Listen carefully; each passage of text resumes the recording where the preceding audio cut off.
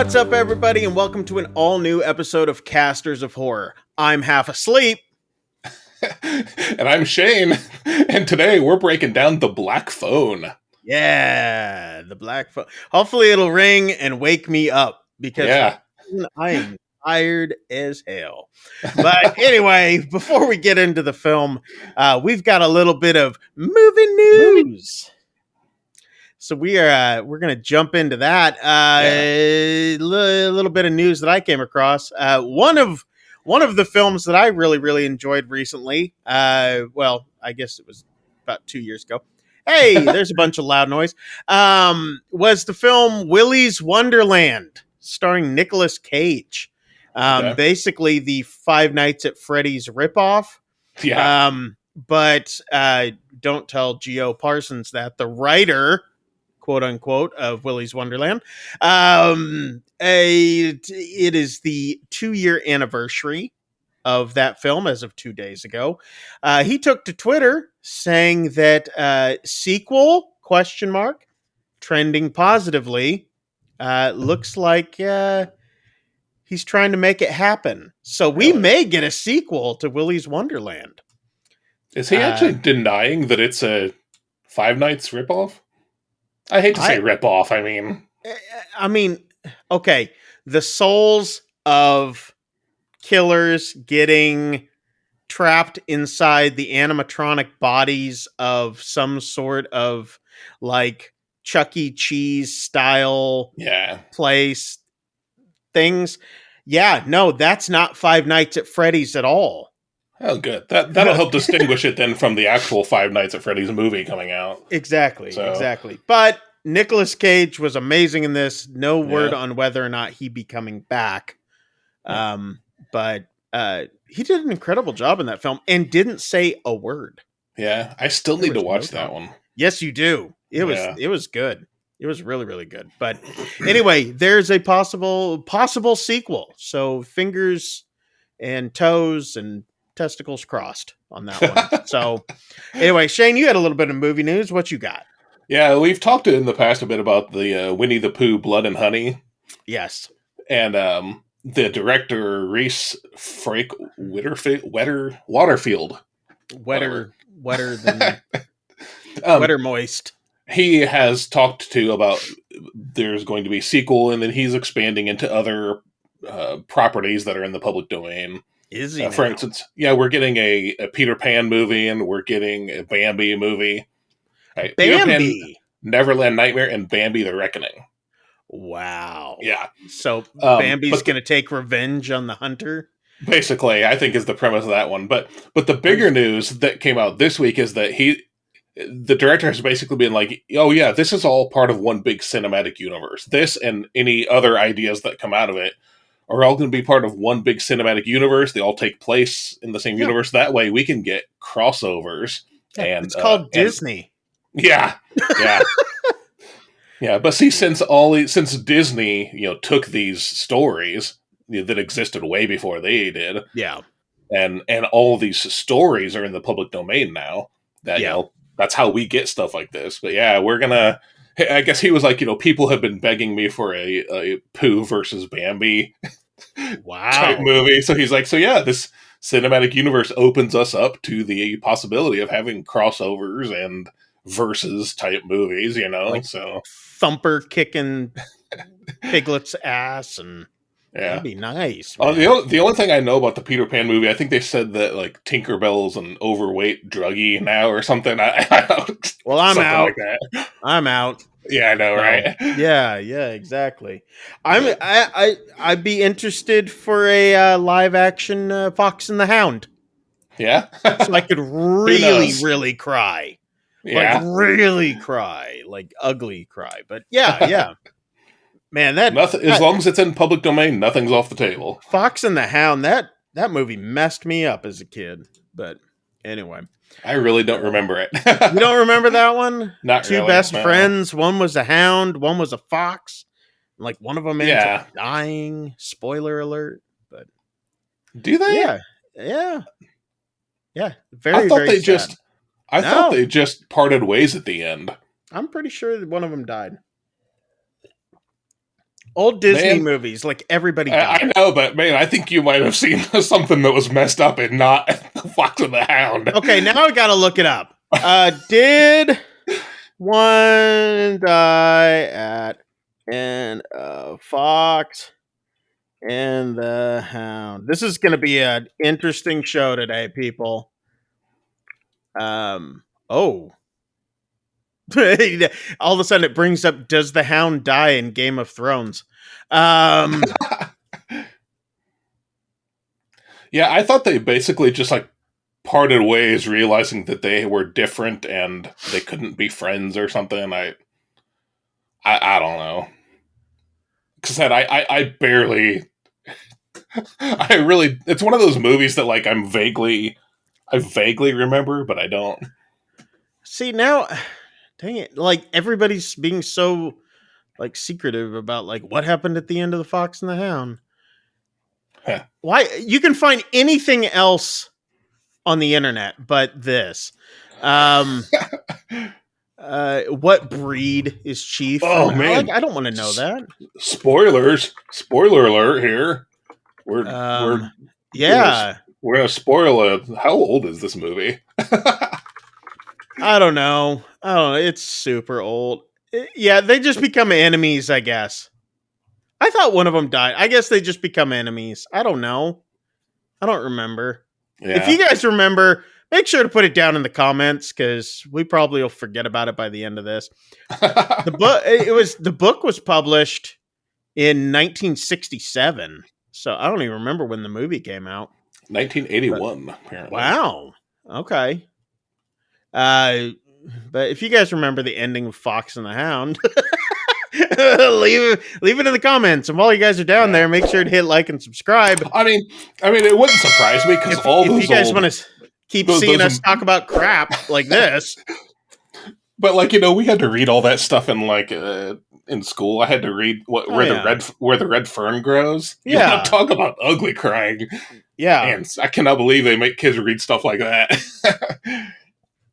Yeah. And I went to school with a redheaded girl, and she's like, "I'll tell you where the red fern grows." And I'm like, "Those are self-reproducing." We figured that out last episode. Yeah. Yeah, she was alone a lot. Anyway, yeah, that's all I had for this week's of movie news. Yeah, so we might as well jump on into this film. This week we are talking about the dark, the sinister, The Black Phone. Yeah. And I say sinister is like a play on words because you'll figure out why. It is a Blumhouse production. It's based off of a short story by Joe Hill, who is the son of Stephen King. Yeah. It's worth noting that was not widely known when he first started writing. No, it was not. Right. When he did Lock and Key, the graphic novels for that, the comic book series and all that. Yeah, no, that was not widely known. Yeah, and I've read still not widely known. I've read one of his books, like I think Heart-Shaped Box. I think I've read. Really good, and it was one of those where he didn't want to use his last name. He wanted to make it on his own merits, and he did. And it was basically like a journalist who uncovered who he really was, and so now it's more known who he is. But if you were to say the name Joe Hill though to most people, and then you say Stephen King, people would be like, "Oh, I know who Stephen King is." Yeah. But Joe Hill speaks making his own name. Yeah. And even with the knowledge out there, like you said, there are still plenty of people who wouldn't know. And I have never read this short story, but I mean, I know people who are children of people who are extremely talented, and they're idiots. So, I mean, just because someone is the child of somebody else doesn't matter. But this guy's talented, super talented, great writer. But it was adapted to a screenplay by Scott Derrickson and C. Robert Cargill. Both of these gentlemen known for their work on Sinister 1 and 2. Scott Derrickson also directed Exorcism of Emily Rose, but they also teamed up together as well as doing both Doctor Strange and Doctor Strange, the whatever of madness. Multiverse of Madness. Yeah. Is that what it was? Yes. Yes. Anyway, Scott Derrickson directed this. They wrote this one together. If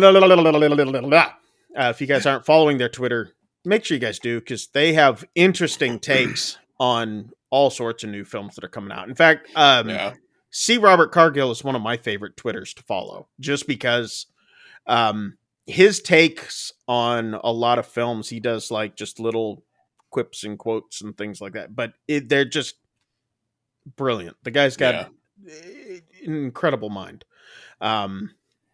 Anyway, this film starts out, it all takes place in 1978 in North Denver. Now, Chris, I gotta ask this. Were you able to, when this opened up, were you able to about peg the timeline just by looking at like maybe the clothes or something? Yeah. Because right before it came up, I'm like, oh, this must take place in the 80s. Or something. And then I was like, going to say early 80s ish. Yeah. Late 70s, early 80s. But 1978, we're in North Denver. We're at a little league game. There is a kid. He's a pitcher. He's trying to strike another kid out. He's trying to impress this girl. Yeah. And just about ready to strike one kid out, and the kid at the plate, the batter, hits a home run. The girl just leaves. Yeah. She's like, screw this guy. He's awesome until now.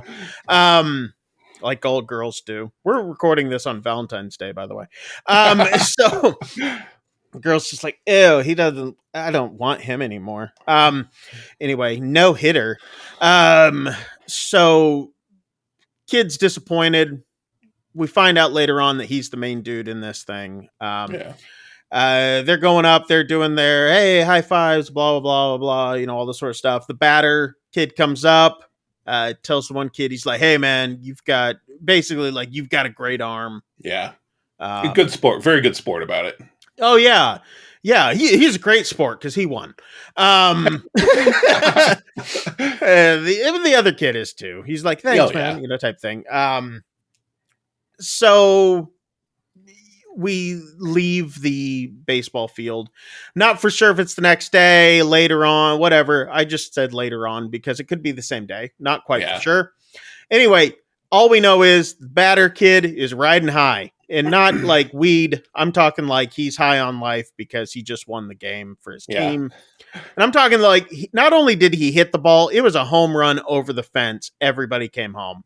Yeah. Like obliterated the other team because of it. It was close, it appeared. It was like for the win. And then.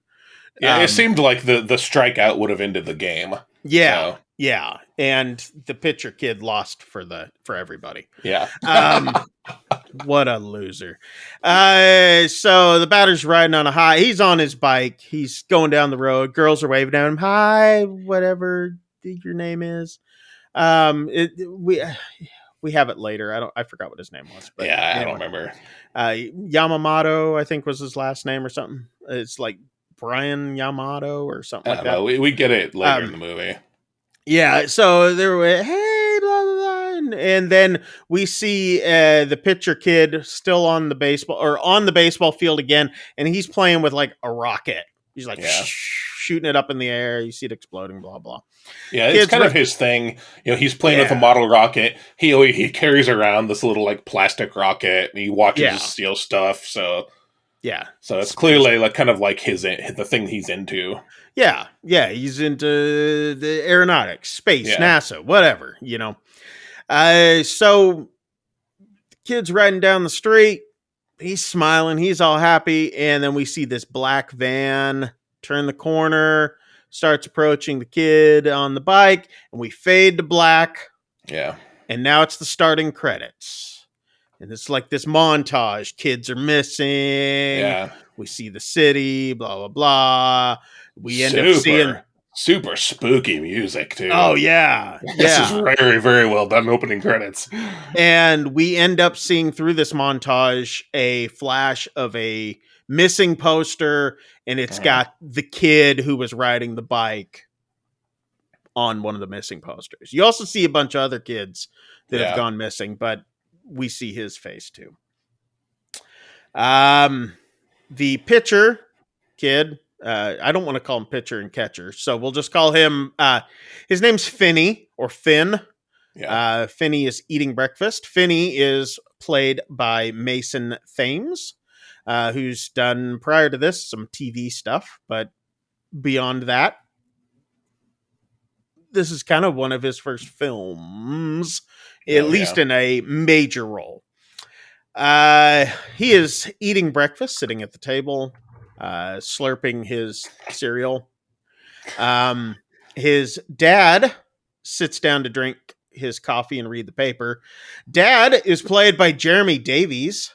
Jeremy Davies has done, he's been in a ton of stuff. He was in Twister, Arrow, Supergirl, The Flash. He was the voice of Baldur from God of War. He was in American Gods, Sleepy Hollow. He was on the show Lost as Daniel Faraday. That's where I knew him definitely from. Oh, okay. But he's been on a ton of things. Anyway, the dad sits down, kid's slurping the cereal, and the dad's like super irritated.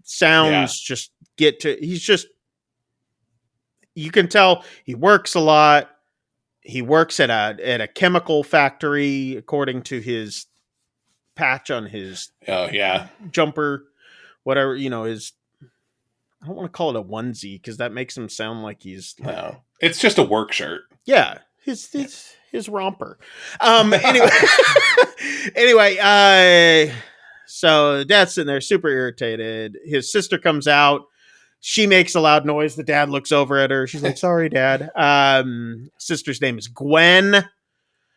Gwen is played by Madeline McGraw, who has been in a ton of stuff for such a young girl. American Sniper, Outcast, Bones, Harbinger, Christmas Witch, Mandela Effect, Criminal Minds, Ant-Man and Wasp, Pacific Rim, Uprising, Cars 3 is one of the voices. So she's done a ton of stuff. Yeah. Great actress too. She's gonna be doing. She'll have a lot of roles ahead of her too, for sure. Yeah, really, really good. And same with Finn. But Gwen, I was really impressed with. She did a great job in this. Yeah. So Finney and Gwen walk to school together. They come across, they hear, they're like, fight, fight, fight, fight. Kids are all like, yelling. So, it's either going to be two people fighting or an AC/DC song is starting. So it's these kids fighting. It's like this major fight between like this bully from school and like the newest tough kid in school since the old toughest kid in school went missing. Yeah. The guy's name's Robin, who ends up kicking the other kid's ass. Yeah. Like, handing it to him on a platter. Yeah. Like straight up Bruce Lee. And bully goes down, and this kid just gets on top of him and just keeps wailing on him. Yeah. So, and he was a much smaller kid. Oh, yeah. Smaller dude, but like, he's straight up like doing Bruce Lee moves, and he's got a bandana on and all this sort of stuff. And like, we find out later he's a Bruce Lee fan. So anyway, Gwen and Finn kind of walk away from the scene. Yeah. Gwen mentions the Grabber. So this is the guy. That's the name that the news has given the name of this abductor who's been kidnapping these boys. They've all been boys that we've figured out. It doesn't seem to be any sort of perverted way that we've figured out, but boys. But they've been calling him the Grabber. Finn's like, don't say his name, don't say his name. Yeah. Because there's kind of like this rumor that if you say his name and you acknowledge that he exists, that you get taken next. Yeah. So. And which is, I don't know, interestingly, as they're talking, you do see the van in the background. Yeah, go by. Drive by, yeah. Yeah.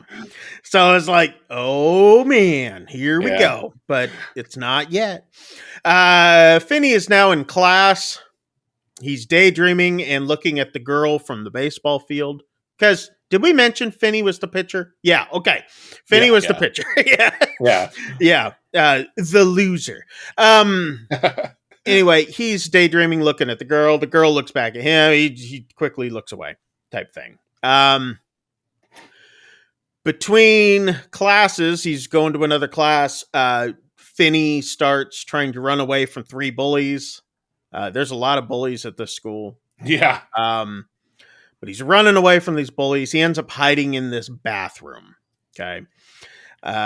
Gets up on the toilet. He's trying to hide, and the bullies come in. They have him cornered. They're like, Finney, we know you're in here.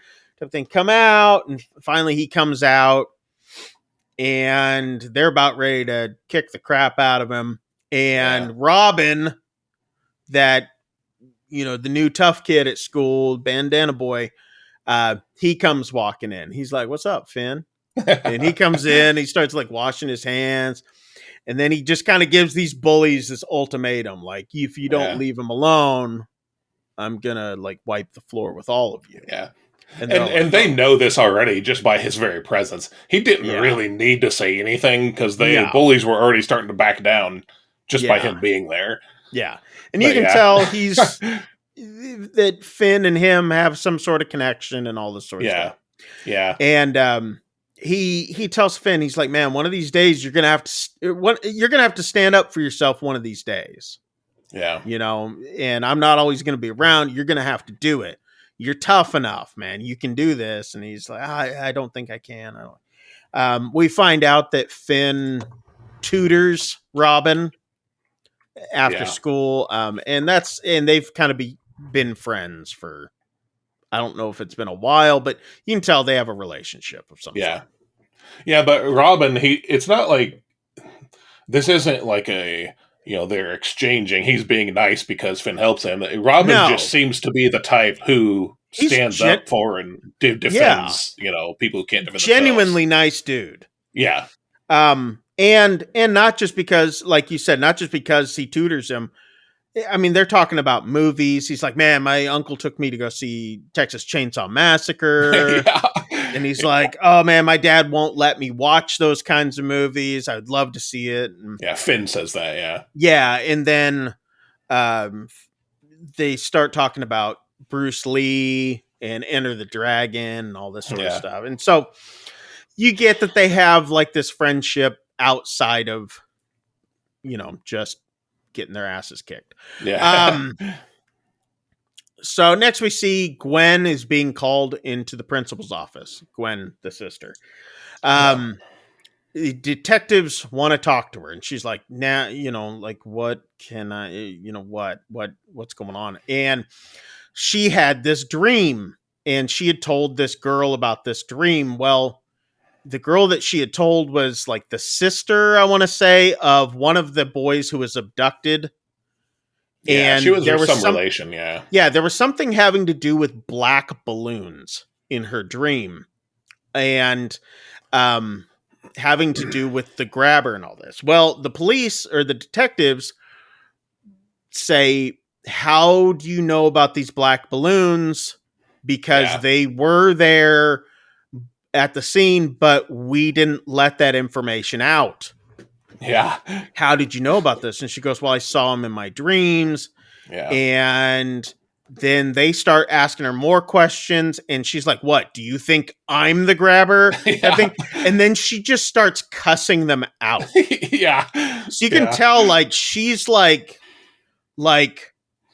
this little badass. Yeah.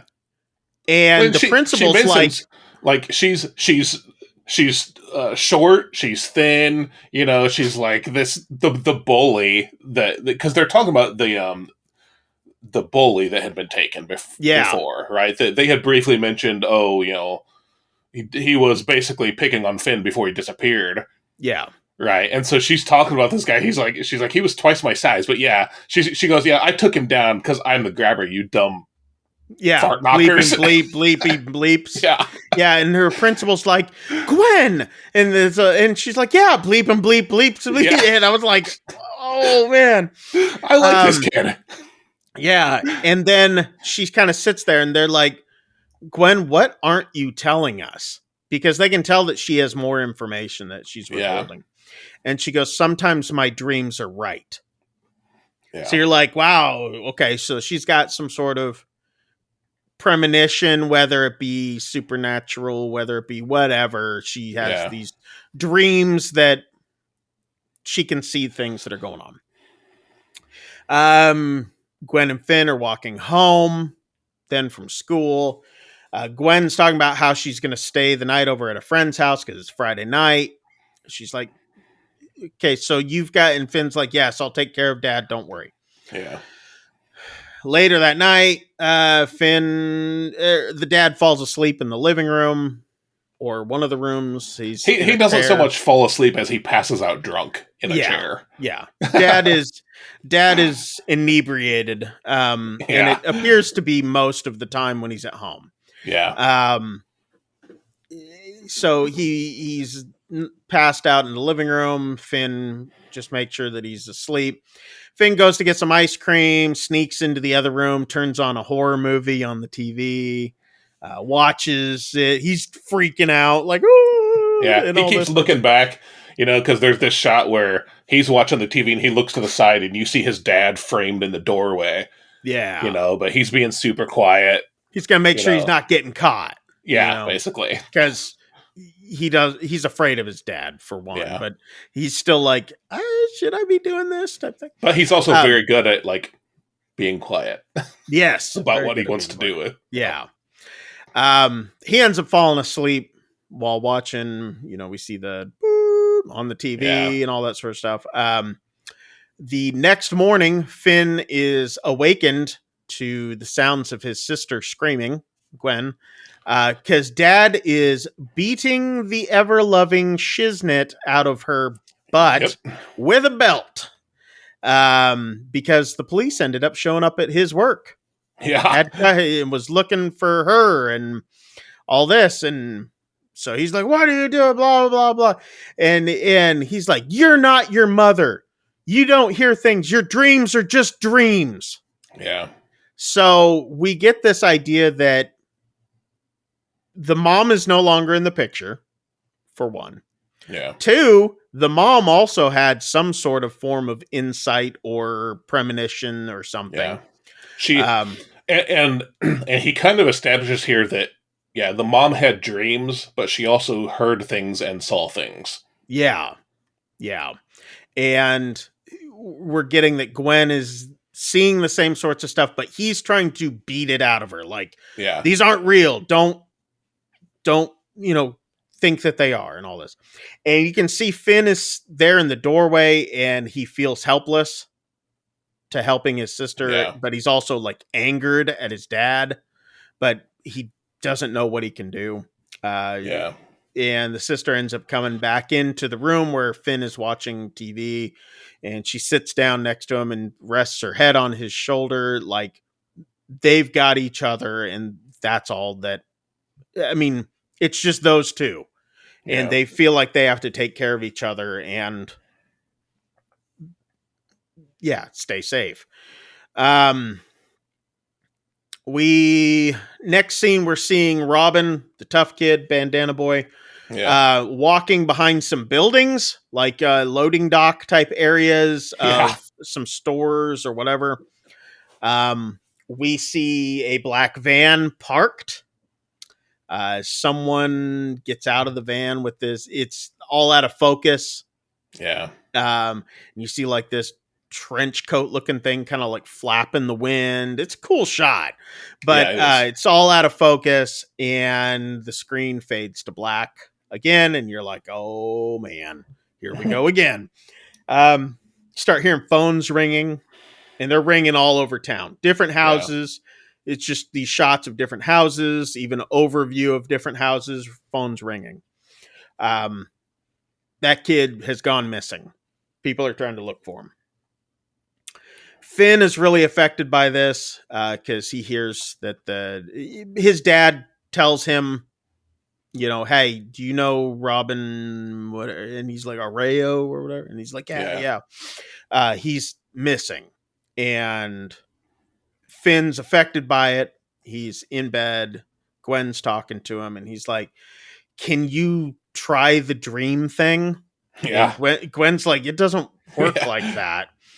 And he's like, can you try, please? And so Gwen goes into her room and she opens up like a dollhouse, and she's got like a picture of Jesus and some crosses and stuff that she pulls out. Yeah, one of those little pocket like New Testaments.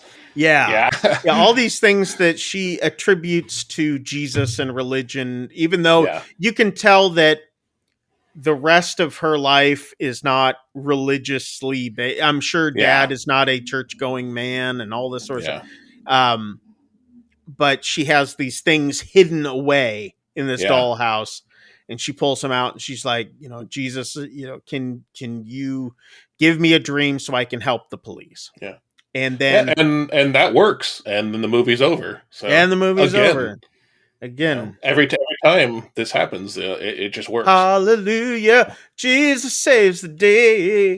And then a choir comes in behind her, and then Jesus comes riding in on a flaming cross, and she's like surfs down, and the kid's found. Where was I at? The dad goes walking by the door, and he's like, don't think I don't know what's going on. No playing.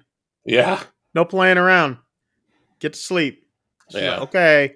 And she's like, you know, like freaked out in her bed, you know, because she's been, so the next day the police show up at the house, and they want to speak with Gwen, and he's like, what did she do? And they're like, oh, she didn't do anything. We want to, you know, did she have any more dreams type things, you know? Yeah. So you kind of, this is where you first get the hint that like they're desperate enough to chase after. Yeah. And believe that her story is having dreams. Fine. Let's do this. Let's talk to her. Now that Robin's gone, the bullies are like, hey, it's time to chase Finn down, beat the crap out of him. And they do. Gwen shows up with a rock and bashes one kid in the head with it, and then starts like beating up on another kid. And Gwen's the younger sister, from what I get. Yeah, she's younger. She's short. Like throws the rock at another kid, and then they get her to the ground and kick her in the face. Dude, it's just like, I'm like, oh, you're gonna pay, dude. Like, I was like so protective of Gwen at this point. I'm like, you mother. I was like so mad. Because Gwen's like my favorite. Yeah, Gwen's my favorite character. And I mean, they really get her too. Like she crawls. She crawls over to the fence to sit next to the kid that she bashed in the head with the rock. He's like got blood coming down his head, and he's like almost like out of it. Like, you know, she drags herself over to the fence and props herself up next to it. Her face like swollen and bruised, and she's just like, I thought like it doesn't really happen, but I thought she might have like really messed that kid up, because he is totally out of it, and she rocked him to sleep. So anyway, we get that incident that happens, and supposedly it's on the way to school that happens, because the next scene we see that Finn is in biolab. They're having to partner up because they're going to dissect a frog. This is how we also know it's early 80s or late 70s.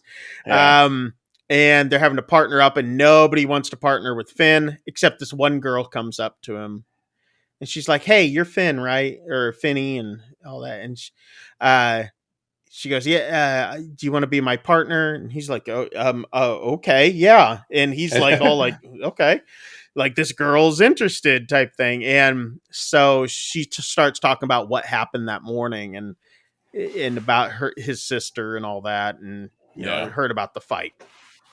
And Finn's got like bruises and, you know, scarring and all that. Then we see Finn and Gwen walking home, and she's saying the girl's name, like, ha ha ha, blah blah blah, girl's name. And he's like, shut up, you know. And she goes, okay, well, I'll see you tomorrow. And he's like, where are you going?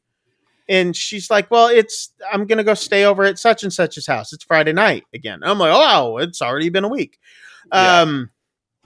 So she's like, okay, take care, Dad. And he's like, okay. So Finn's walking now home by himself, and we see a black van, and it says abracadabra on the side of it. Okay. We see this, there's this guy, his face is kind of obscured, and he ends up dropping like stuff. It looks like groceries, like a bag full of stuff. He's got a top hat. He drops that. Yeah. Finn starts helping him pick up some of the stuff, and the guy's like, "Oh yeah, hey, here's the hat and all that." He's like, "I'm a part-time magician." He's like, "Do you want to see a trick?" And Finn's like, "Yeah, I want to see a trick. Yeah, I want to see magic." And he goes, "Okay." And Finn looks into the back of the van. He's like, "Wait, are those black balloons?" And then you see he kind of pieces it together, like, "Oh man." And the guy grabs him, thus the name Grabber, and like sprays something in his mouth, nose area to knock him out. Or it's just like Lysol. He's just like, this kid's dirty. But like sprays some sort of aerosol, something in Finn's face, and knocks him out, throws him into the back of the van. Next, we see like this dark basement area. And there is a man in like this pale horned mask.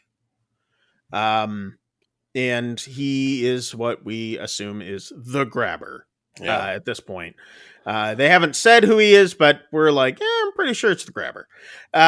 He's bleeding from his arm. I don't remember if like Finn bit him, scratched him, did something. No, it's while the Grabber was grabbing him, Finn cuts him on the arm with something. You don't really. It's probably that rocket. Yeah, so it is after the Grabber leaves the room. Finn grabs. He still has the little toy rocket in his hand, and it's all bloody. Okay, so we find out that this rocket is like super sweet later on, because this thing can do like everything. Okay. Yeah. We'll get to that. So so he cuts him with the. I was thinking that that's what he got him with, but I was also writing notes.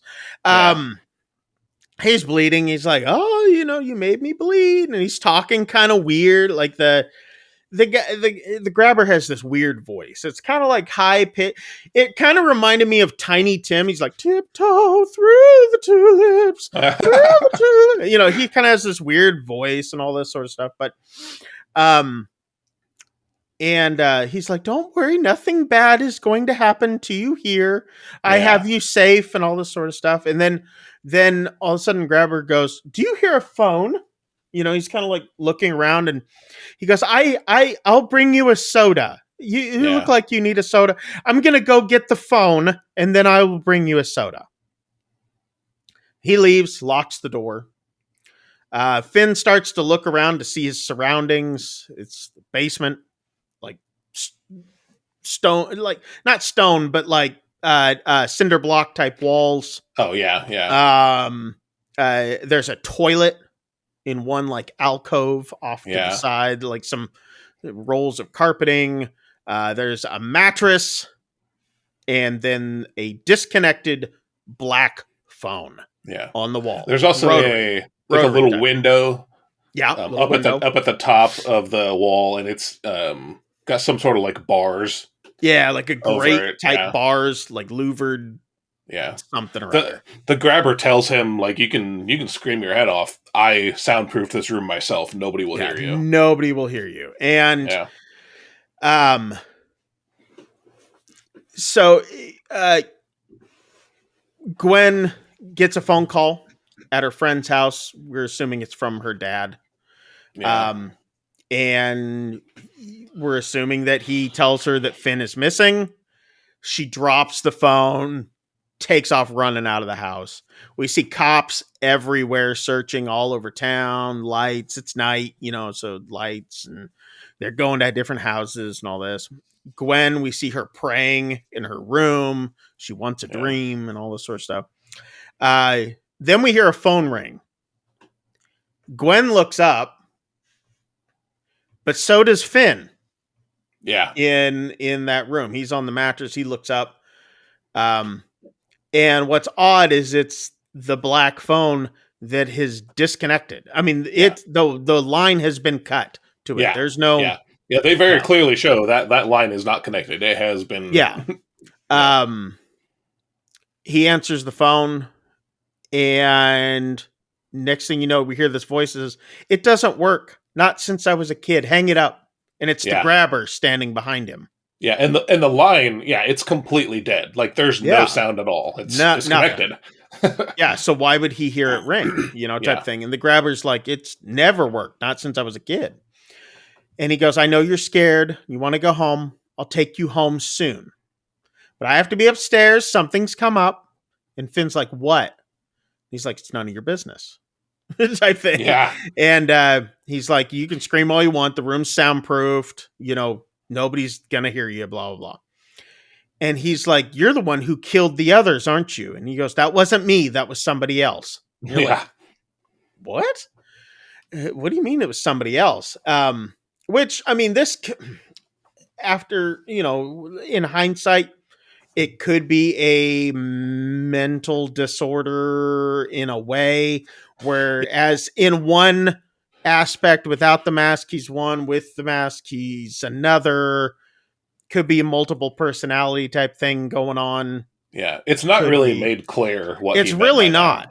It's also, I mean, and what's really funny is the intentions, the motive behind any of this isn't really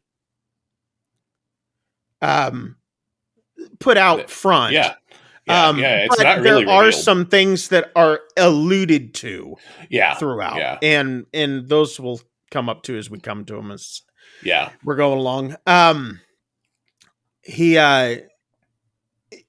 then says, he goes, I was down here once when it rang. He goes, it was creepy. I picked it up out of habit to see if anybody was there. And Finn said, was there? And he goes, no. And so he closes the door, locks it. Finn starts screaming. And even it shows Finn from the outside through the window. Yeah. And you can't hear a thing. Nope, nothing. And Finn's just like, no sound, He comes to this realization he's not getting out. There's no escape. The others would have had to have found a way because they were much stronger than him. They were, they were bullies of his. They were guys who protected him. And these were the guy who hit the baseball, off of him, all this sort of stuff. The phone rings again and he answers it. No one's there. But you do hear static this time. Yes, there is static at this point. Finn then tries to sleep.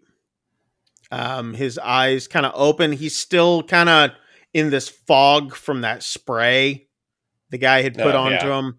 Because he starts seeing the Foon. He started seeing the Foon. The Foon is moving in a blur. It's moving a little bit, and he's like, "Stop it!" He's just like, he yells at the phone, like, "Stop it!" And all of a sudden, you hear, "Stop what?" And the grabber's sitting there, just watching him, up against the wall. We see more of his face now. He's got it's not like he's got the top half of the mask is off. Yeah. So the top with the really hole and all that, you see like his hair, but the bottom half is still covered. Yeah. Oh, which we didn't mention. The Grabber is played by Ethan Hawke. Oh, yeah. Well, this is the first chance. Yeah, this is the first time you actually get a good look at him. Yeah, you get to see who he is. Ethan Hawke, of course, from like Training Day, Before Sunrise, Before Sunset, Before Midnight, recently in The Glass Onion. I mean, it's Ethan Hawke. If you don't know who it's Ethan Hawke, dude. To me, he was so good. He was also in Sinister 1 and 2, mostly in the. I mean, he was in the first one. He was the main dude in the first one, but credit only in the second one. But it's Ethan Hawke, dude. If you aren't familiar with him, go pick up a Teen Beat magazine from the 90s. You'll know who he is.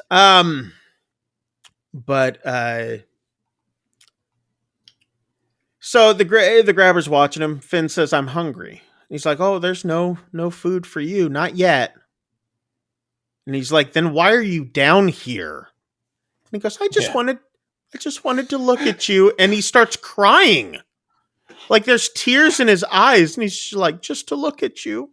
Yeah. And he's like crying. And I'm like, what is going on? Yeah. Then he closes the door and he's gone. Yeah. Finn goes back to sleep because it's like, what else is he going to do? The phone rings again. He picks it up. He's like, "Hello." And I think this is where you first hear static. This is where you first, And I was like, man, maybe I missed it on that. But we hear static at this point. Yeah. And then you hear, "Hello," and the static again. And you hear, "Finny," in this like scary, breathy voice. Oh, is that what it said? Okay. I could tell that like this, breathy is a good word for it. Yeah. It's breathy. I couldn't tell what it said though. Yeah, it was like scratchy and breathy, and it was like, Finny! Like it was struggling to almost say it. Oh, yeah, that makes sense. And then Finn hangs it up really quick. Yeah, and bolts to the other side of the room and falls down. He's freaked out. And then it rings again. Yeah. And then or does he pick it and hang it up? I don't remember. So he hangs it up, and when it rings again, it's not like a normal phone ring. It's just one long continuous ring. Yeah. And it doesn't stop until he picks it up. He finally picks it up. And then you hear the voice go, "Don't hang up." Yeah. He's like, "Who is this?" And he goes, "I don't remember my name." He goes, "Why not?" It's the first thing you lose. Yeah, it's the first thing you lose. He goes, "What do you mean?" Yeah. He's like, "You know what I mean." He's like, "How do you know my name?" And he goes, "We met once. You almost had me." And something about like great arm or something like that. Yeah, arm of steel or something like that. And he's like, "Bruce?" Yeah, because it's the exact same line that the batter said to him when he basically, praised him at the end of the game. Yeah. And he's like, "Oh yeah, that was my name, Bruce." And so Finn's like, "Did the phone ring for you too?" And he goes, "It did, but none of us heard it." Yeah. The Grabber hears it too. And he's like, "Why are you calling me?" Oh, here's where it says, "Your arm is mint. You almost had me." That's what that's what he said. And because he says it again, and he goes, "There's a dirt section under a tile in the center of the hallway in the room. I dug a tunnel, but I didn't have time to dig up and out." And then the phone hangs up. Yeah. We then start seeing like memories, kind of like this flashback montage of Bruce from childhood till, leading clear up almost till his death. And then Gwen just sits up, waking up in a panic. Yeah. And she's apparently seen all this in her dream. And she hops on a bike and she starts looking for this house that looks kind of like what was in her dream at this point, because she's seen something with like the tree and this house, but beyond that, she doesn't know anything else. Finn starts digging. He starts pulling off these, they're like stick down tiles. It's asbestos. He's pulling off asbestos. At this point, it was like, you're dying anyway now. Asbestos tiles, he's breaking them up. He starts digging. And then he takes one of the rugs that was rolled and covers up the hole And he goes back to sleep because he's exhausted. Next day, there's like the school assembly about Finn missing. Everybody's looking at Gwen, like, yeah. And then next we see the grabber comes down with breakfast. It's eggs and in a soda in a bottle. Soda. Yeah, the soda that he promised. The day before, yeah. And Finn says, "What did you put in it?" And the grabber goes, "Salt and pepper." And laughs like that. He basically, he's like, I've already got you down here. Why would I need to drug it? Yeah. He's like, and don't eat, I don't care. Yeah. And he goes and leaves, but he leaves the door open a crack. Yeah. Just slightly.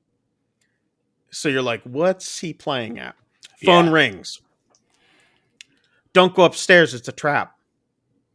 And Finn's like, "Are you Bruce?" And he's like, "Who's Bruce? I don't know any Bruce." And then Finn says, "Well, he played baseball." And he goes, "We don't play baseball here." Yeah. I delivered newspapers. And we see him standing now. This kid that Finn's talking to, we see him standing in the room. Very effective jump scare too. Yeah, because it's just all of a sudden there. Yeah. But Finn can't see him.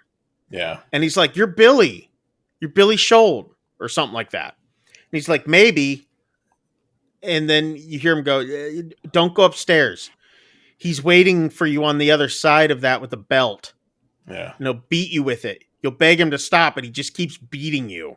Yeah. It's basically like he didn't give you permission to leave, and so he'll punish you. Yeah. So Billy then hangs up the phone call. Like he walks over and actually hits the little lever thing to hang up the phone call on the phone.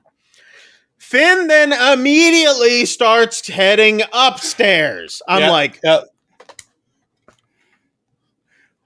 why? Ghost Paperboy just told you not to go up there. Yeah. And then we see the shot of the grabber sitting in the kitchen with his legs apart, shirtless. Yeah. With a belt in his hands and full mask. Yeah. And he's just like breathing, like waiting for Finn to come upstairs. And you're like, oh man. Yeah. And this pans after like Finn is going, he stops like halfway up the stairs and he's just like listening.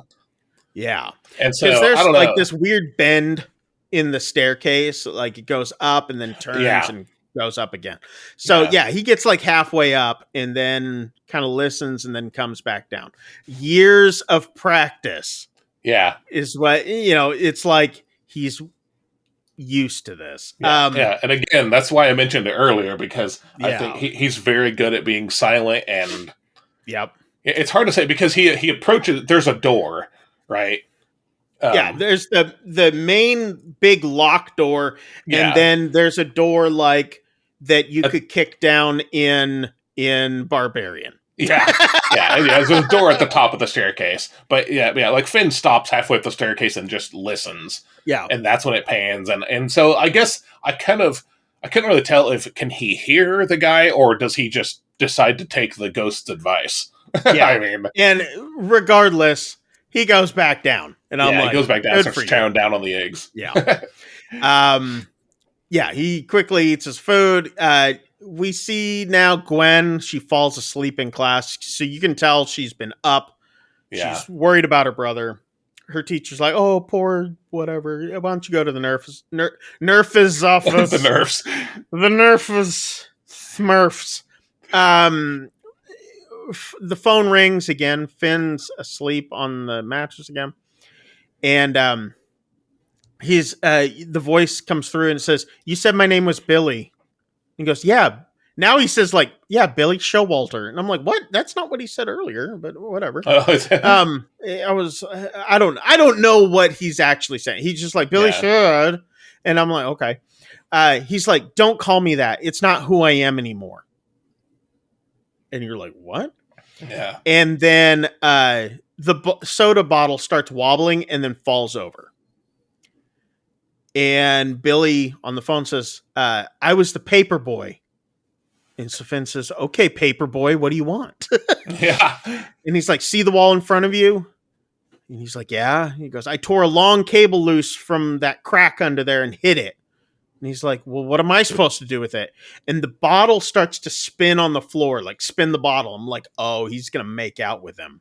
But no, he doesn't, because it points up at the window. Okay. Yeah. So it's like, it's actually sitting on edge like this. Yeah.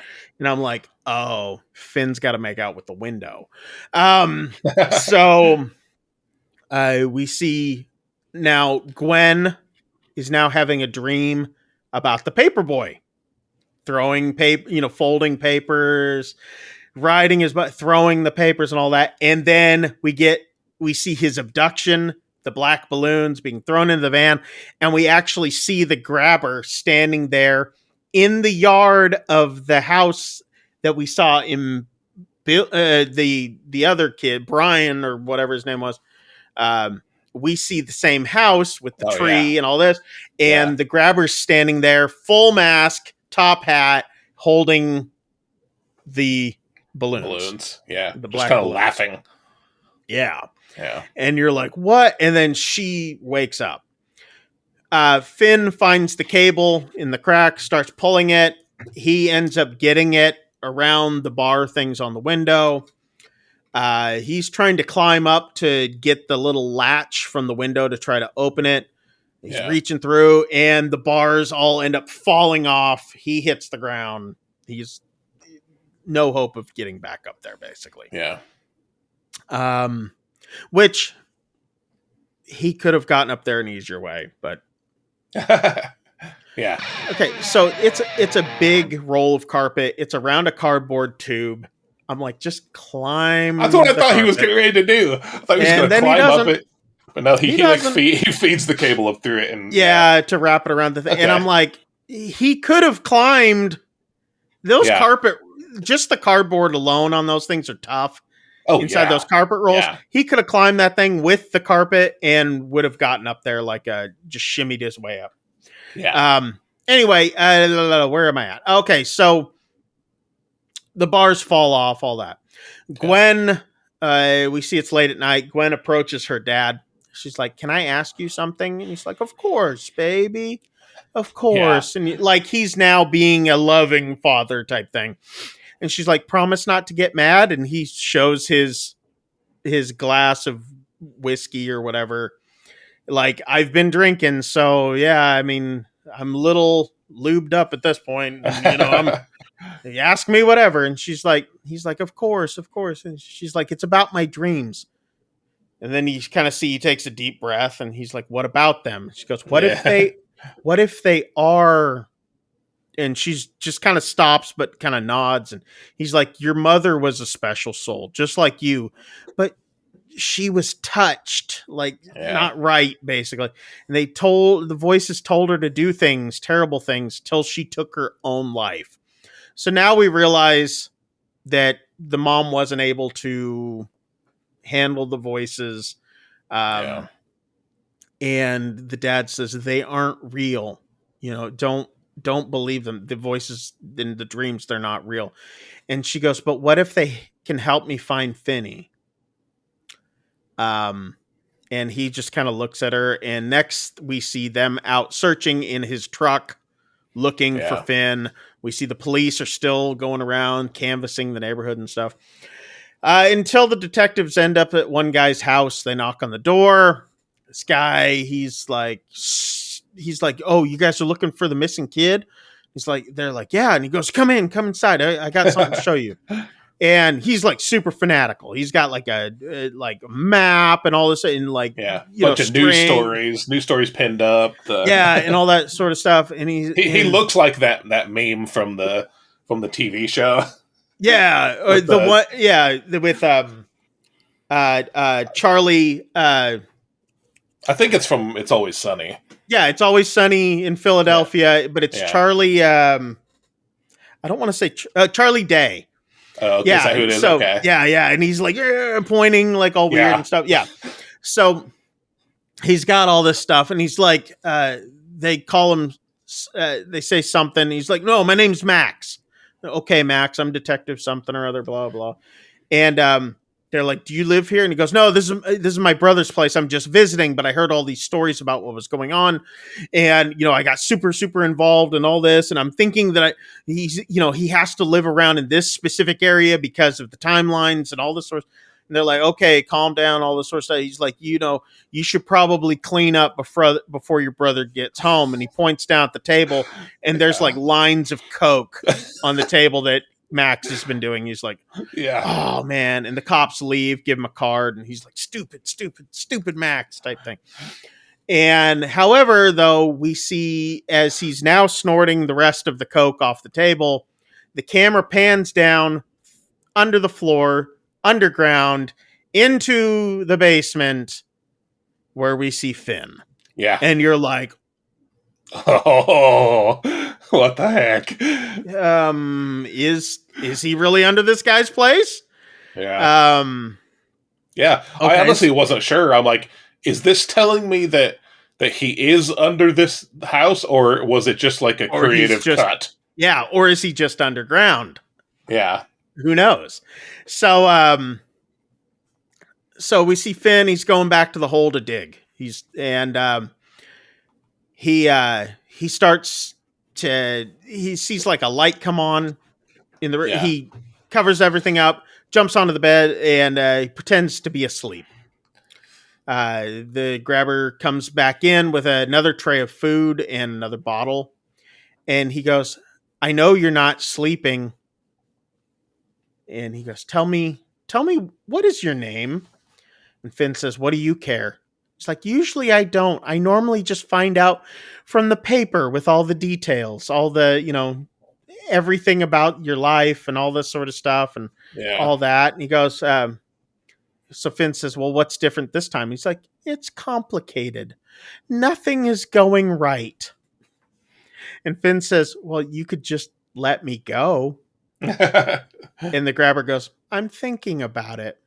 Tell me your name. And Finn says, Taylor Moore. And the grabber takes the tray and throws it down to the ground. Food goes everywhere. He takes a newspaper and throws it at Finn. He goes, I was really starting to like you, Finny. Yeah. He goes, I almost let you go. And he closes the door and leaves. The phone rings again. Finn answers it. Hello? You hear static. And then he rambles off like everybody's name who's talked to him so far. Or all the missing boys and all that sort of stuff. Yeah. And then the phone just hangs up.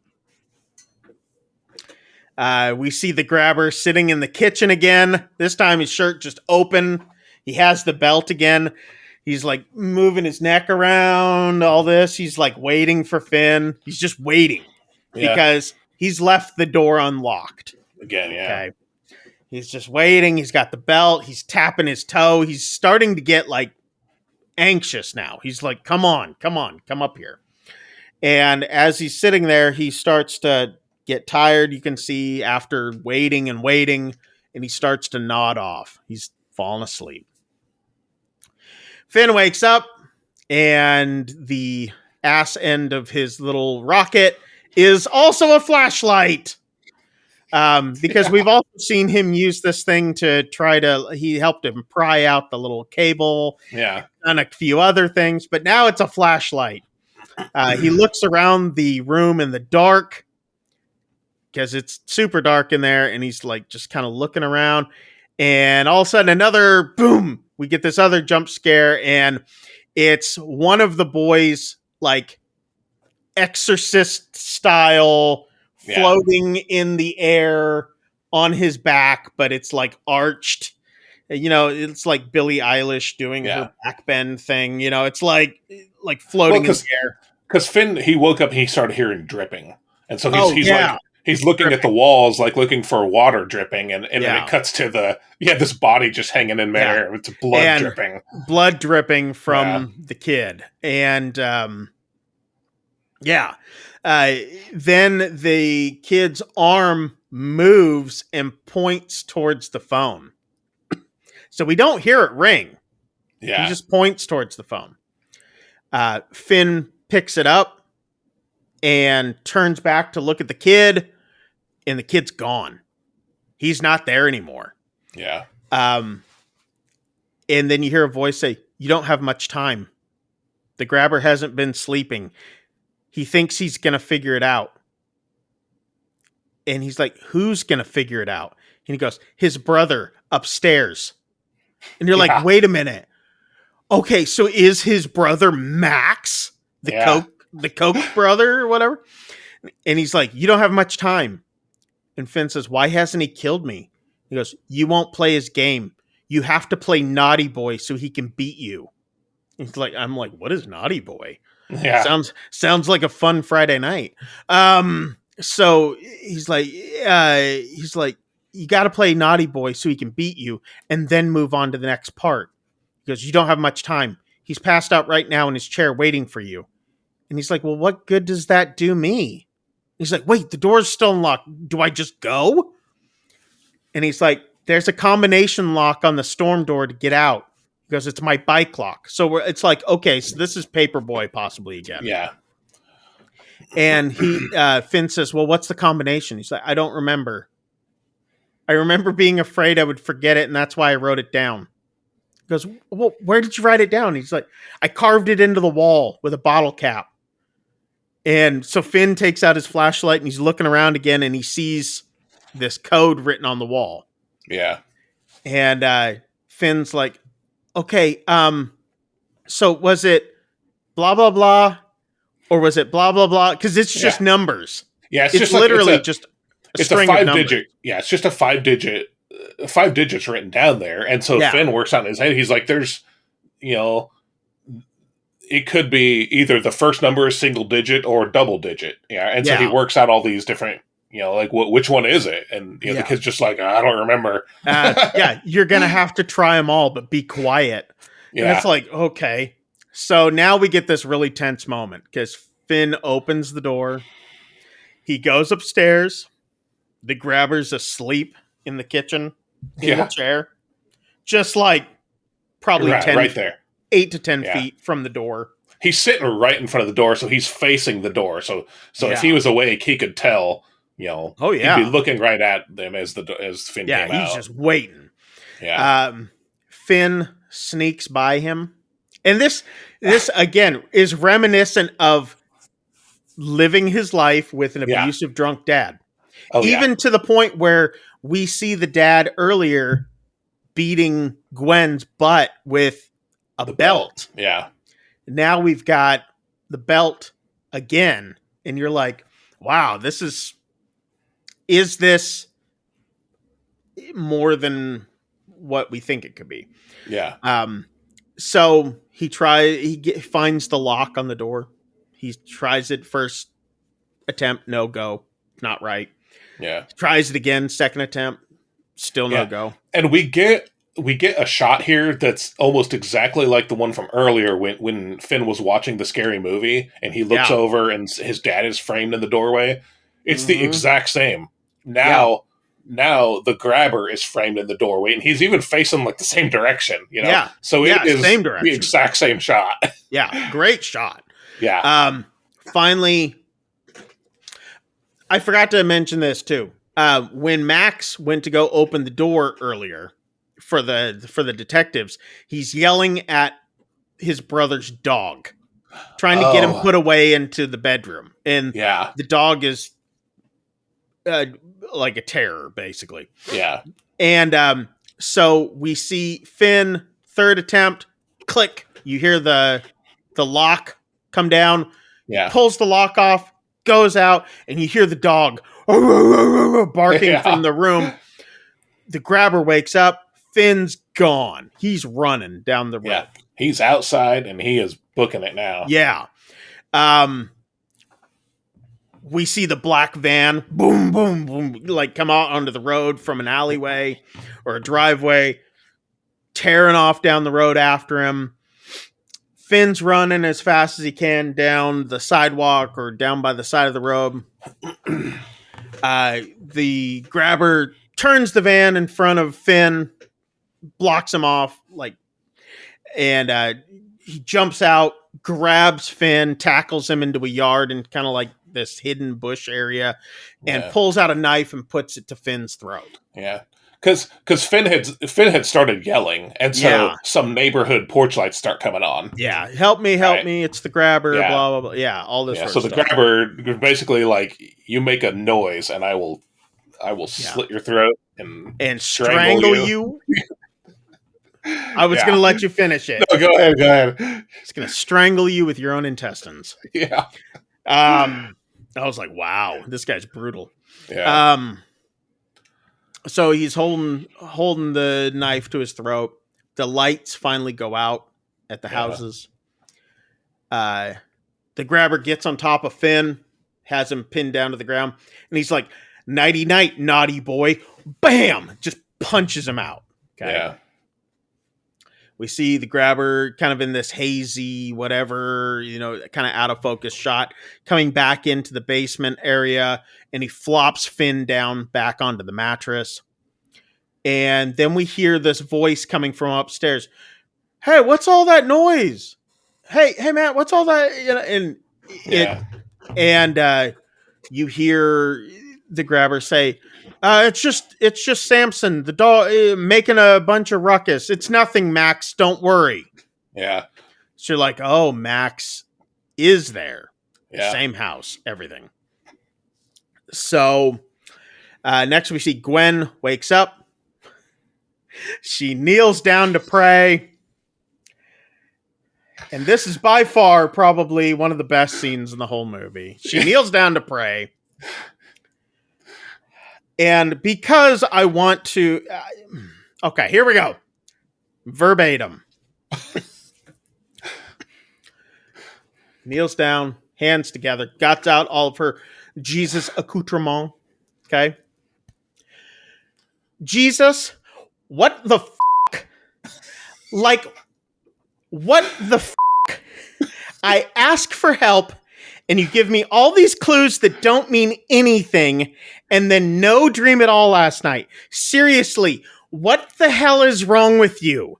You let the grabber take Finney, right? And then don't tell me you don't get involved, because you've been giving me all these dreams. Unless maybe you're not even real." I have best prayer ever. Yeah. Well, that's the point too. I told you, I actually had to pause the movie here because I was just laughing too hard. I wrote you after. I was like, best period prayer period ever. Well, the thing is too, I time stamped it for you, but I knew that if I hadn't, I knew you would know exactly what I was talking about. But yeah, still. I was like, oh my god, and just her performance, incredible. Oh, her delivery is Gwen so is just perfect. One of those. She's one of those characters you just want to hold her and just be like, I don't want anything to ever bad happen to you. You're awesome. So Finn wakes up, phone rings. He picks it up. He's like, what? Because now he's pissed. Yeah. Okay. He tried to escape. He was given the advice and it didn't work. And it's another one of the ghosts. It's one that used to bully Finn. Yeah. And because he's talking and all this sort of stuff. And he's like, oh my God, you're Vince Hopper. He goes, I used to be terrified of you. And then we see the kids sitting on the other side of the mattress from Finn. Yeah. And he's just kind of staring at the wall, just talking at the wall. And Vince says, he's like, if you knew what was coming, you'd be terrified. Today's the day, mother effer, and you're like, whoa. And then we get this flashback to Vince, he's playing an arcade game, or a pinball game. It's about ready to get the high score. Somebody bumps the table, ruins it for him. He starts beating the crap out of this guy. Yeah. Then he takes this knife that the guy was going to hit him with, stab him with. He takes the knife and carves 4 numbers into this kid's arm. And it's 7741. And you're like, oh, geez. And then we see the cops arresting him, taking him out of this convenience store. Because it was all in a convenience store. Yeah. Taking him out, put him into the cop car. And then we see Gwen walking, and she like rounds the car, and she gets into the other side, in the back seat of the other side of the cop car, and she's riding back there with Vince, and she starts hearing the phone conversation. She hears Finn's voice, and then it's coming out of like the police radio. Yeah, she hears his voice, and Vince is responding to the police radio what he's saying to Finn that we had already heard him say prior.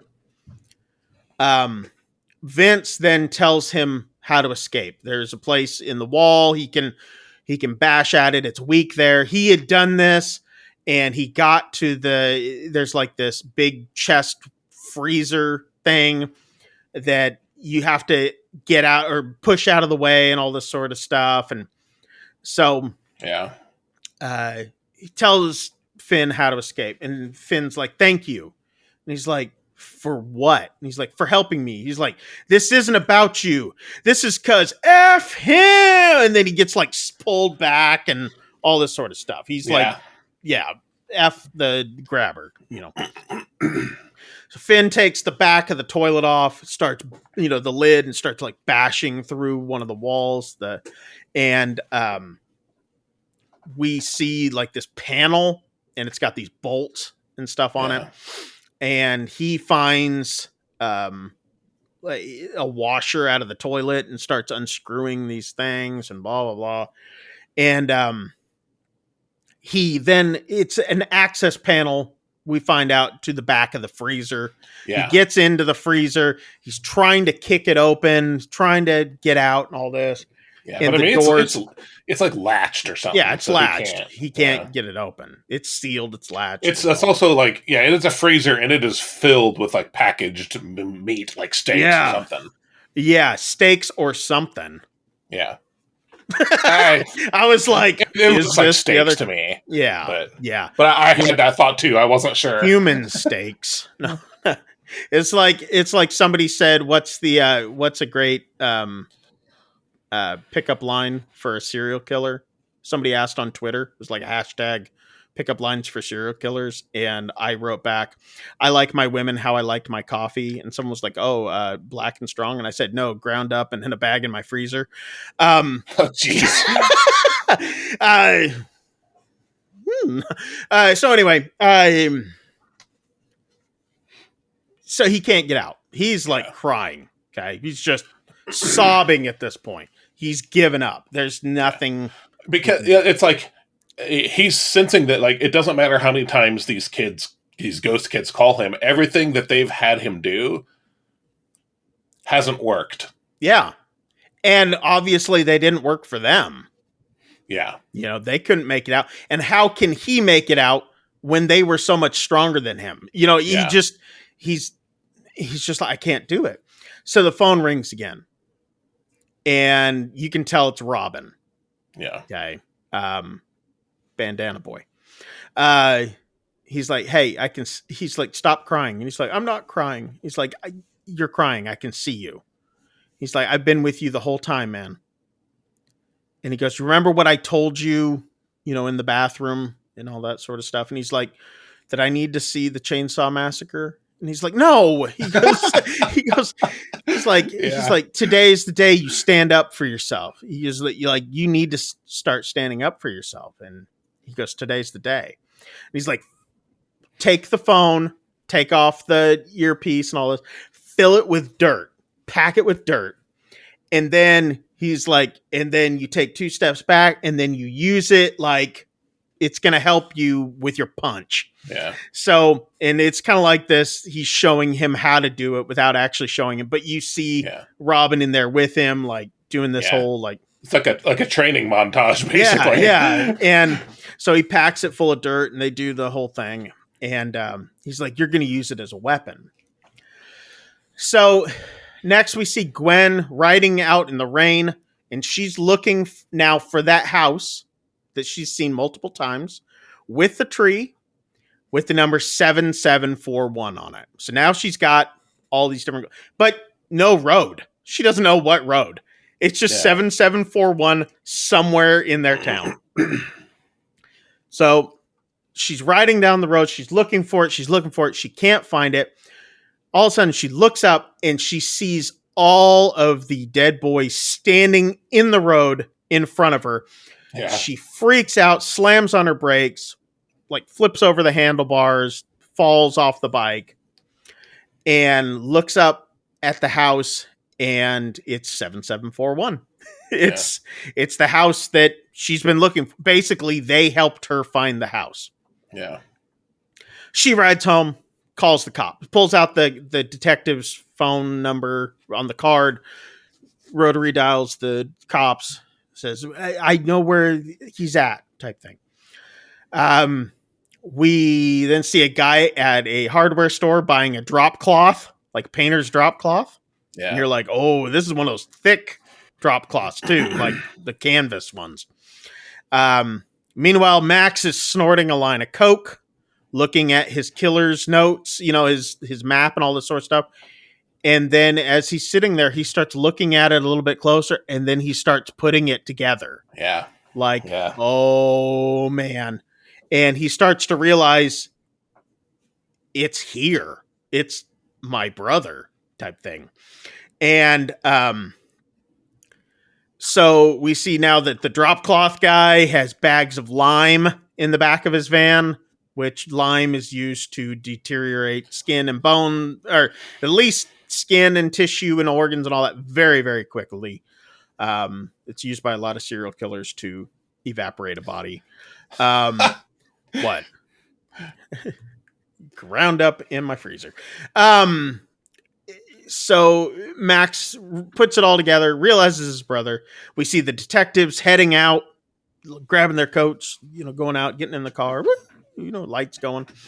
Max walks to the door in the kitchen that leads to the basement, goes to put his hand on the knob, and then pulls away and walks away no. Yeah. It's not, I don't want to even check. The light comes on again, because I guess every time that someone's getting close to that basement or the door opens or whatever, a light comes on downstairs. Yeah. Finn grabs the telephone, he's ready at this point. The door opens and it's Max. Yeah. And Finn realizes it's not the grabber.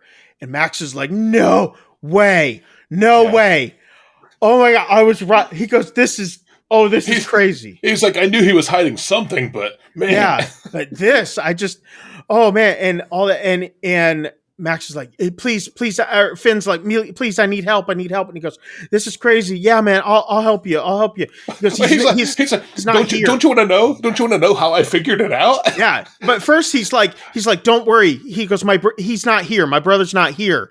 I'll help you get out. Yeah. And he goes, but don't you want to hear the story about how I found you? And all of a sudden you see this shadow coming down the stairs behind Max. And Finn yells out, no! And the grabber puts an axe through Max's head. Yeah. And Max is like, and he falls to the floor. Gwen is sitting out front. She's waiting for the cops. The detectives show up and all this. And the grabber looks at Finn. He's like, look what you made me do. You made me kill my brother. And he's like, it wasn't me. And he's like, he was an idiot, but he was my idiot. Yeah. And he's still standing there holding the phone. And the grabber's like, what's up with the phone? I told you it doesn't work. And he's like yelling at him. And he's like, oh, I'm going to take my time with you now. He goes, I want to make sure it really hurts. And then he yells, Samson, the dog's name. And the dog comes down the stairs. And it's a big dog. Oh, yeah. Big, massive dog with this chain that it's dragging down with him. He chains up the dog in the corner, and the cops. Yeah, right. He basically chains the dog up right by the door. Yeah. So yeah, and the cops bust into the house, and you see them going through, searching everywhere and all that, and they search through the whole place, and they're like, "It's empty. We must have the wrong house." And Finn runs to the bathroom area. Yeah. And he jumps over the hole in the carpet that he's made and all this. And we saw earlier him doing something with that cable that was, and he had wrapped it around a bolt. Yeah. But you couldn't really tell what he was doing. Yeah. And so he runs to the bathroom area, grabs the cable. As the grabber comes to chase him, Finn pulls the cable, and he makes a booby trap.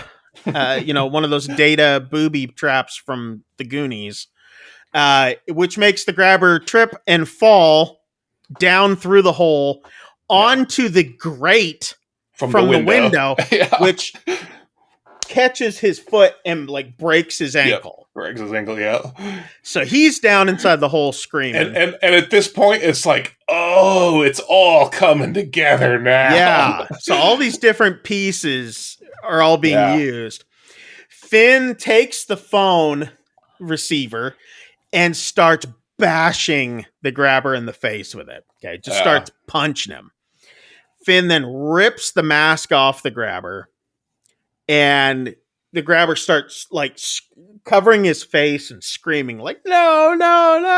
It's like, and Finn then takes the cord, wraps it around the grabber's neck, jumps behind the grabber over the hole, jumps behind him, puts his shoulder to shoulder, and yanks on it, with the grabber being choked back like this till he finally either passes out or dies. Okay. Yeah. He's out. I believe he's dead. Well, not yet. He's not. Finn is choking him, right? He's choking him out with the cord, and then the phone rings. That's right. Yeah. The phone rings. That's right. Phone rings, and Finn puts it up to his ear, and then he's like, "It's for you." Yeah, that's right. He's still choking him. The phone rings, and the boys are all there, and he says, "It's for you," and he hands it to the grabber, puts it up to his ear, and then you hear like, "It's welcome to the nightmare of your pathetic little life," and he's like, "Today's the day, mother effer," and then you hear Robin goes, "I can't kill you, so Finn's gonna do it for me," and he ends up like killing him. Yeah. And he yanks, so it almost like, I think he might have like snapped his neck. Yeah. Because he yanks on that thing, and then just grabber goes, down into the hole. Cops find they're like, "Hey, we got a basement here." And so they find the basement door, the one that was upstairs in the kitchen. Yeah. They go to open the door. They start heading down as Finn is coming up, and you're like, are they going to shoot the kid? Oh, well, actually, first of all, another little thing. The bully had told Finn to bust through and get into the freezer. Yeah. Finn takes some of the meat from the freezer and chucks it to the dog to distract the dog. Nice. So again, I didn't catch that. Yeah, I didn't catch every single thing that one of these ghosts told him to do ended up helping him in some way, because the dog was tied up right there by the door. That's right. This is a vicious dog. So he grabs it, throws a steak to the dog, and the dog's distracted. And then he's able to go up the. Yeah, I missed it. Yeah. I saw him throw something, but I didn't put that together. Steak from the freezer. So the cops are coming down the stairs. Finn's going up.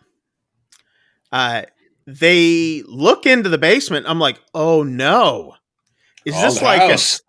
No, in my mind, I'm like, is this like some Sixth Sense crap? Is Finn already dead? I thought that too. Yeah. Yeah. And this is all like this whole like, yeah. And we see the basement, and it's just a dirt floor. And there's like these lumps, like 3 lumps in the ground, like graves. Yeah. And there's one empty one. And the cops are like, this must be where he buried the bodies. And he goes, but look, there's one empty one. And Finn walks out into the kitchen through the house. He does the combination to the lock, opens it up.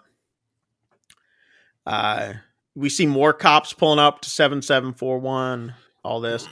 Gwen's still sitting out front, like the cops aren't finding anything, and they're like, make sure she's, out here and all this. And Finn, she looks up and she sees Finn walking out of the house across the street. Yeah. And you're like, there were 2 houses? Yeah. So the one house, she gets up, runs over, hugs Finn. The cops get them to safety. They put blankets around both of them. The dad, he shows up. He's crying. He's like, I'm so sorry. Forgive me. Please forgive me. And you're like, yeah, you D-bag. He's like weeping and all this sort of stuff. He's like, oh, please, I'm going to change, type thing. And the police chief's giving a press conference about the grabber. He's like, there was one house. He owned 2 houses. There was one house for keeping the victims while they were alive, and then another house for burying them and blah, blah. And then that just kind of fades away with this shot where they go up, like a drone type shot, you go up into the air and you just see cop lights and all the press and all that.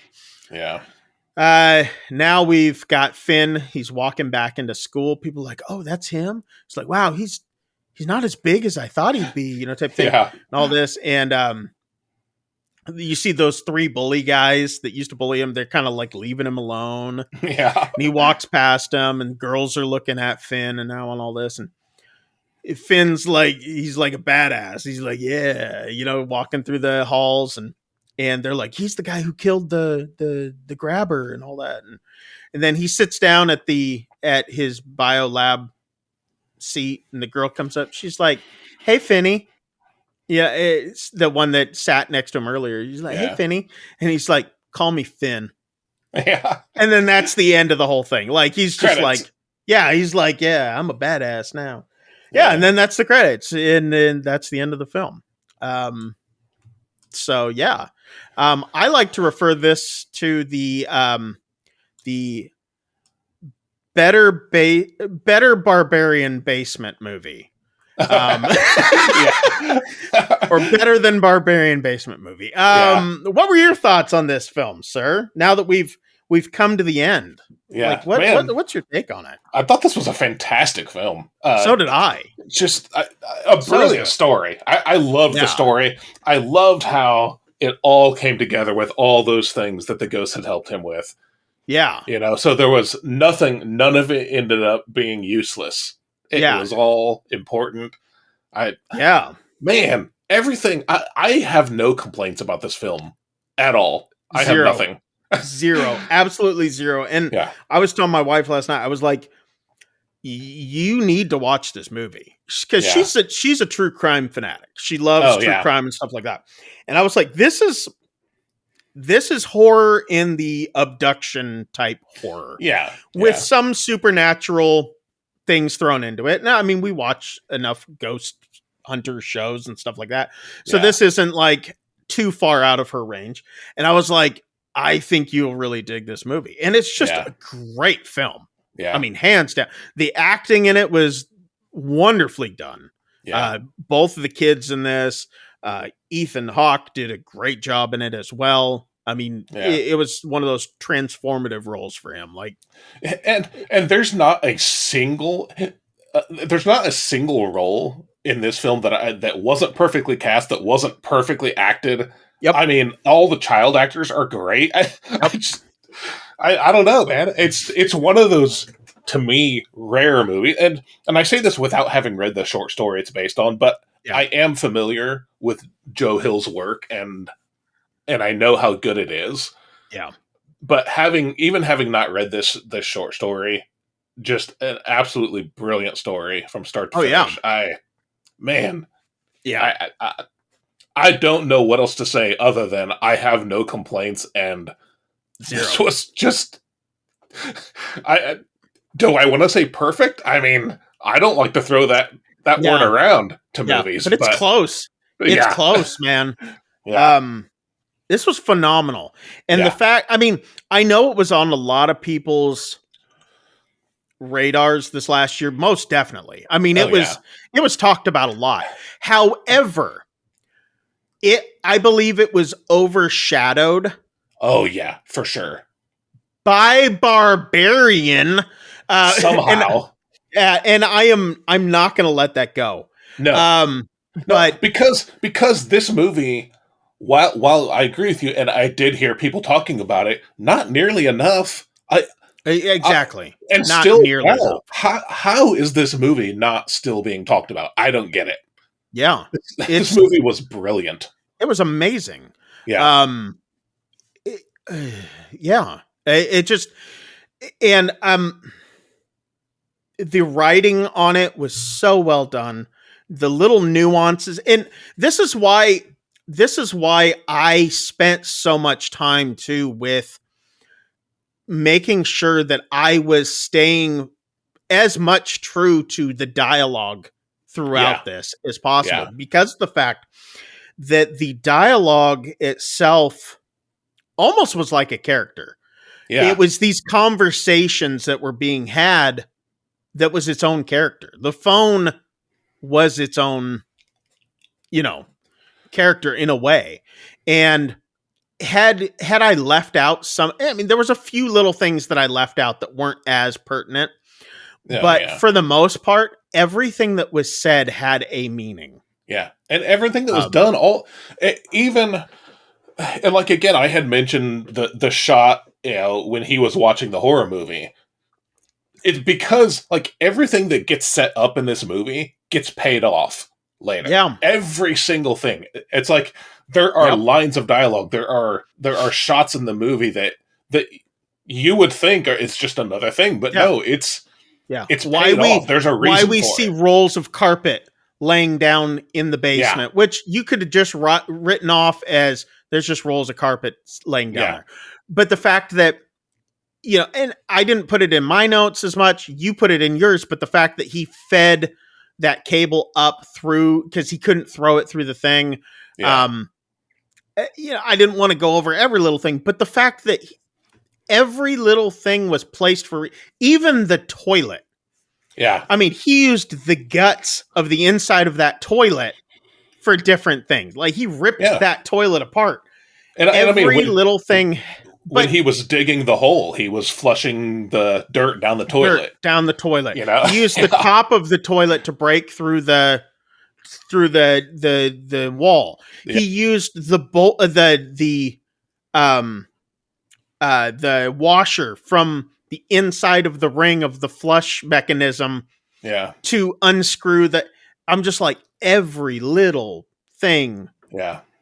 It was like nothing was there that didn't have a purpose. And I was just like, this is brilliantly done. Yeah. Well done from them, and rightfully so, to the team of writers and creators that could handle Doctor Strange and the Multiverse of Madness. To see basically to have all of these marbles spread out all over this movie, but then to go, oh, they all make sense together. It's like, so well done. So well done. So few movies are able to do that. Yeah. And like you said, the whole thing with the carpet rolls, that could have just been like, oh, well, looks like a sort of unfinished basement, and that's the sort of thing you'd see down there. Yeah. And yes, that is true, but in addition to that, they were important to what happened. Exactly. It's like, they didn't have to do that, and most others wouldn't have, but this, Yeah. Man, super impressed. Honestly, one of the best movies we have watched on this podcast. Easily. Yeah. Oh yeah. By far one of the best. I look forward to seeing more stuff from these guys, and I now want to go back and watch everything else that they've done because of it. I've seen some of them, but I just want to finish everything else out and go back and see if I missed anything from any of the other films. So anyway, if you guys want to check this movie out, it is available through most streaming services. Not free streaming, of course, but like Amazon Prime, Google Play, Apple TV, I believe, stuff like that. You guys can get it through there, rent it, show these guys some support because it's incredible work. Yeah. But yeah, well done, you guys. Well done. Very well done. Claps and kudos to you. Anyway, if you guys want to check out some of their films, some other things that are upcoming, do so. The new stuff's coming up here. I don't know where you're going to check their other stuff out, IMDb, whatever. But there are new things that are coming out into theaters and onto streaming services are popping up on the screen right about now. You guys can check these films out that are upcoming. Let us know if there's any you want us to cover. Yeah. What did you guys think of this film? Let us know down in the comments as well. And while you guys are down there, make sure to hit like and subscribe. That way we have the mental capability of still going on and moving on with our lives. So it's like, why do we continue? Anyway. Yeah. It's just hit those buttons. Anyway, like we like to do every week, we have a little segment we like to call Real Stories of Horror. I think I got it right this time. I think you might have, yeah. I think I might have. But anyway, Shane, you have... these are stories that have happened in our existence, this mortal plane that we live upon. That's right. But these are stories that can be taken as some form of haunting or some form of horror. And they've happened to real people, just like you and me. Mm-hmm. Am I species assuming at that point? By saying that they are human? Like, it could be AI. You could be AI listening to this. At this point, who knows? If you're AI, maybe, maybe all of our listeners are balloons. I don't know. They could be. At this point, I don't know. It's Balloon the bear. Anyway, Shane, you had a horror story for this week. Yeah, I do have one this week. So, March 6th, 2020. I was there. Ocean Richardson was driving with a friend, Max Yates. They were driving down by a dark wooded area in Scotland when they happened upon another mutual friend. This would be one Martin Logan. Martin Logan was just walking down this road, so they stop and they pick him up. Okay. He's a friend. He asks to be taken to his mom's house. On the way, though, they're passing by this dark wooded area, and he says, "Hey, I've got a stash hidden nearby. Can you pull over so I can go get it?" Yeah. A stash of what sort? Nobody knows. He asks Max to come with him, so Max does. Ocean pulls over, and Max and this dude Martin Logan go into the woods. About 20 minutes go by, and Ocean is wondering where they are. And then all of a sudden, Max stumbles out of the woods, bloody and yelling. He has a knife. Okay. He stabbed me. And sure enough, out from behind him stumbles Martin, chasing him. Ocean gets out of the car, and they kind of go back and forth a little bit. Ocean and Max are able to get in the car, but they find that Martin has swiped the keys. And then Martin, in this Hulk fit of rage, bashes through the window and yanks Ocean out the window. Nice. Where he stabs her quite close to the eye. Wow. And eventually shatters the eye cavity. Okay. Right? Max gets out, and they wrestle a bit, and then Max and Ocean take off running into the forest. Martin catches up to them, though, and stabs them both some more, tackles Ocean, and stabs her a bunch of times before finally taking off in the car and driving away. Okay. At this point, Max carries Ocean about... they're still alive. Okay. Yes, they are still alive. Max... Wow. Ocean is not able to move. She's messed up. Okay.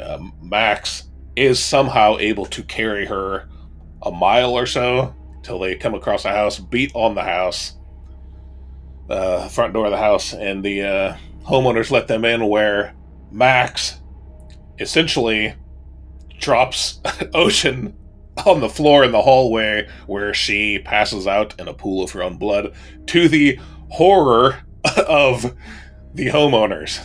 I would assume, yes. Yes. They are both taken to a hospital, and they are warned, call families, because it's not looking good for either of them. Yep.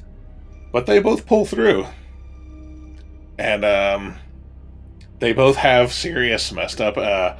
Ocean, to this day, they both survived, but Ocean, to this day, still suffers from seizures due to the brain trauma. Okay. And Max, too, suffers from, obviously, PTSD. Yeah. And some other things. Unfortunately, at this point, they actually still have no idea what set off their friend. This person they were friendly with. Other than the fact that he was a druggie and on steroids, apparently, and apparently just snapped and all of a sudden went into a panic rage at them. Roid rage is a thing. Yeah. It's real. And, yeah, he is. Obviously, he was tracked down and arrested. And, but they've never really gotten a motive out of him. But these two people survived their very own real-life slasher movie. Jeez.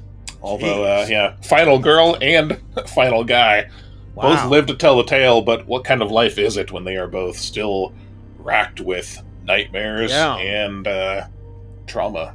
Yeah. Wow. Yeah, roids are nothing to mess with, man. Yeah.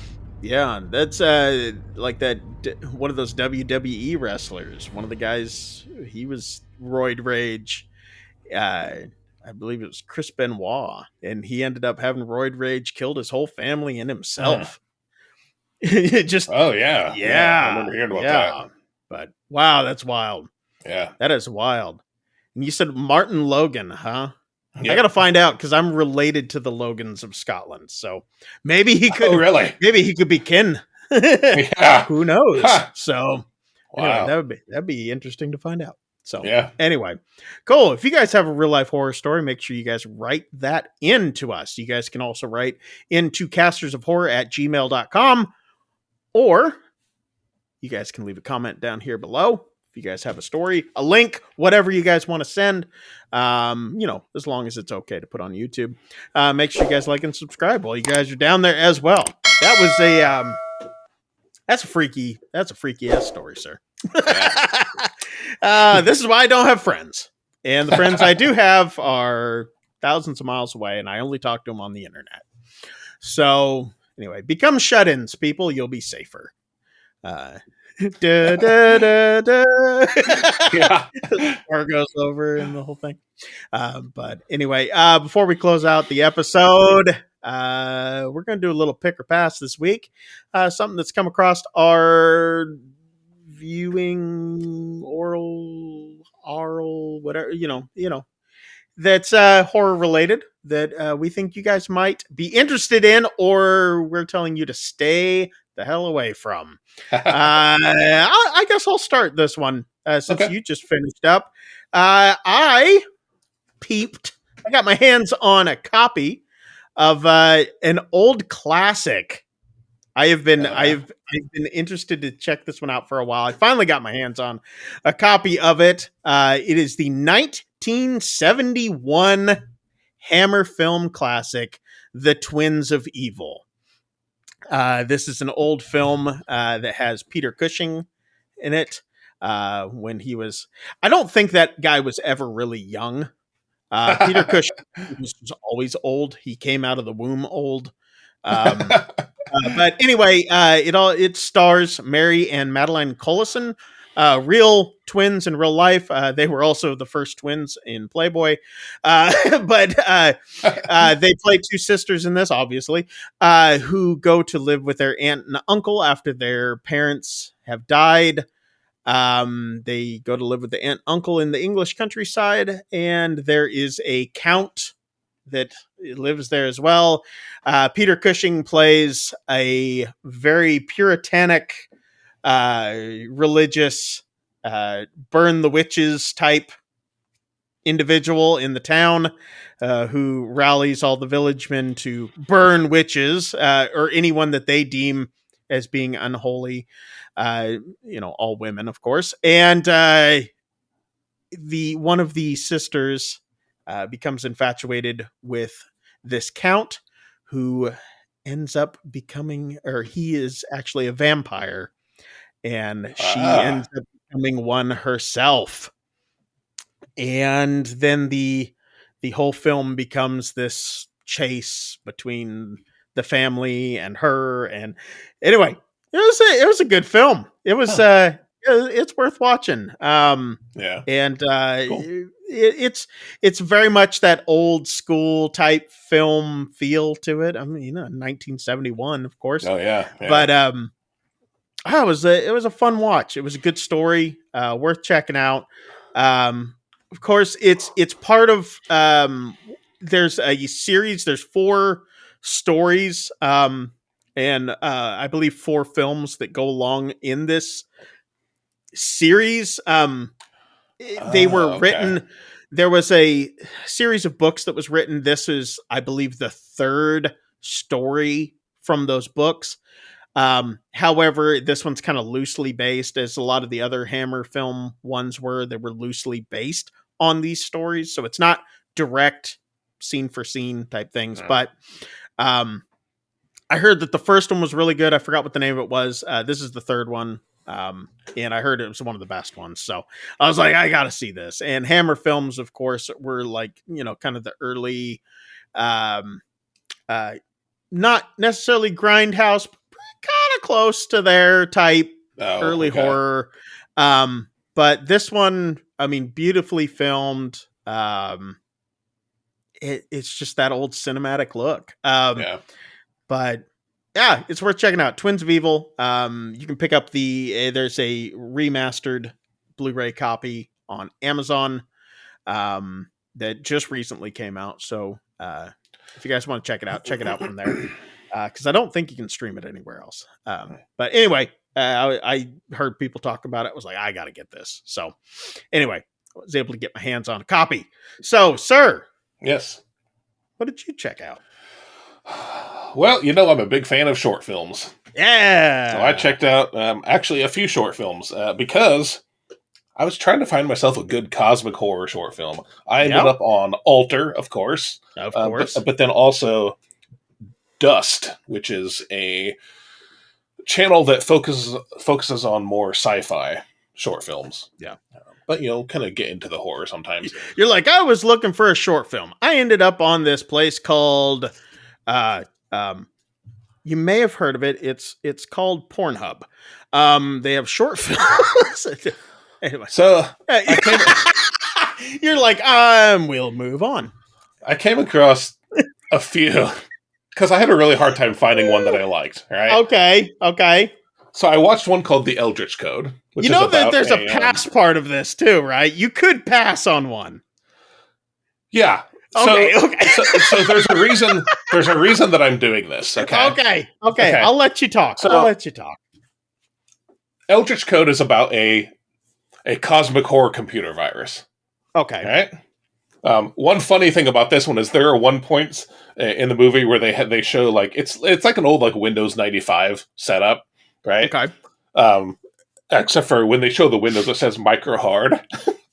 Micro Hard. Well, we can't say Microsoft. That's trademark. Of course not. But then in like the DOS prompt, and you actually see Microsoft, so it's like, okay, I don't know why you bothered. Yeah, but yeah. You got to change both of them. Yeah.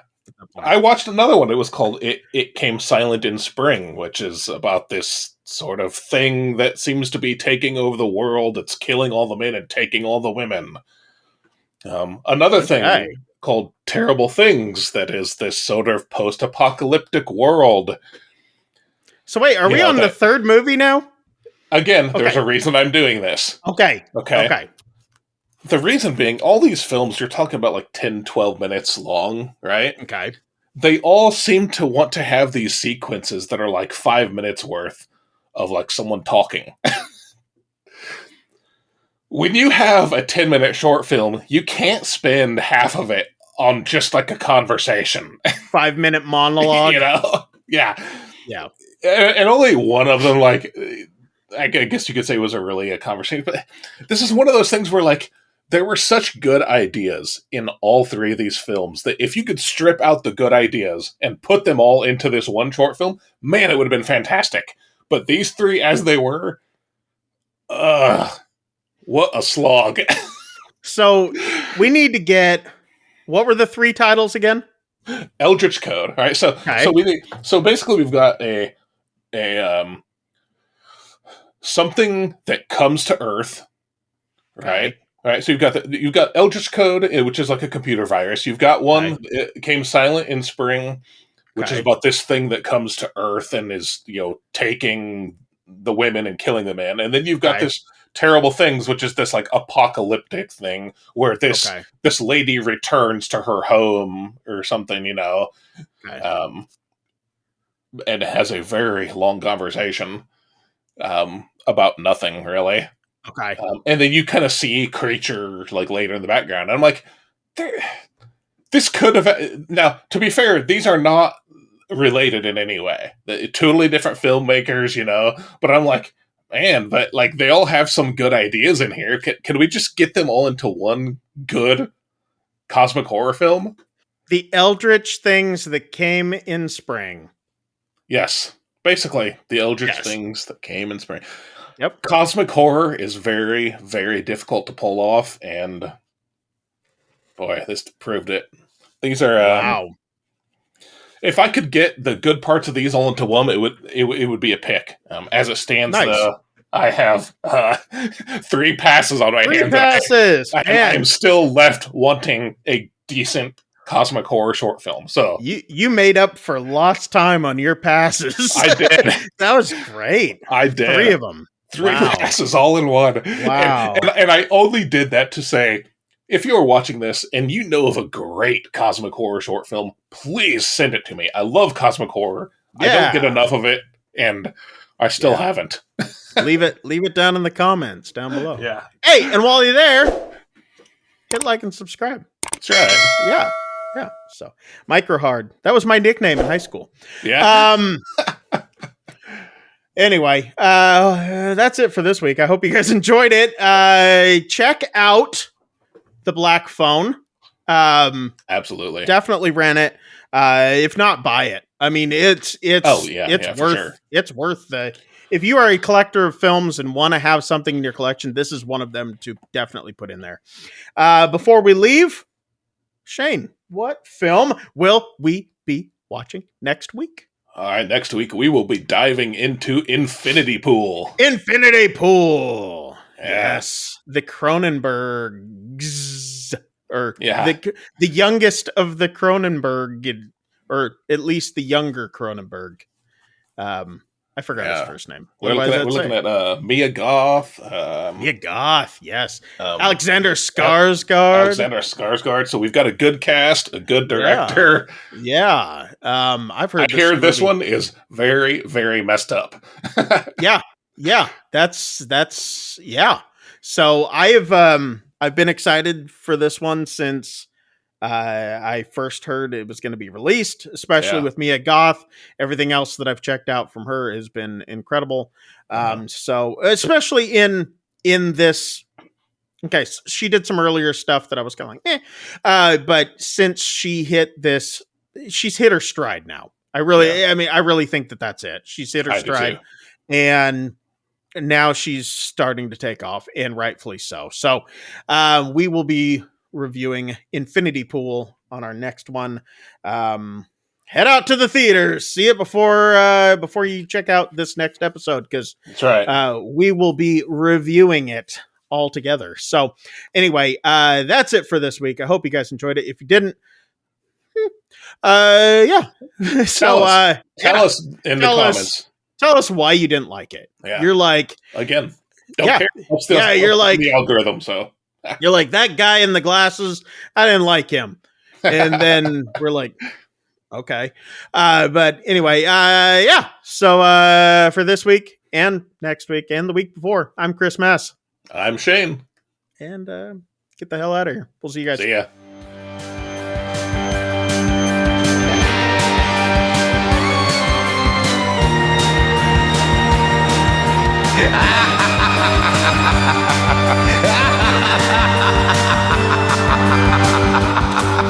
Ha ha ha!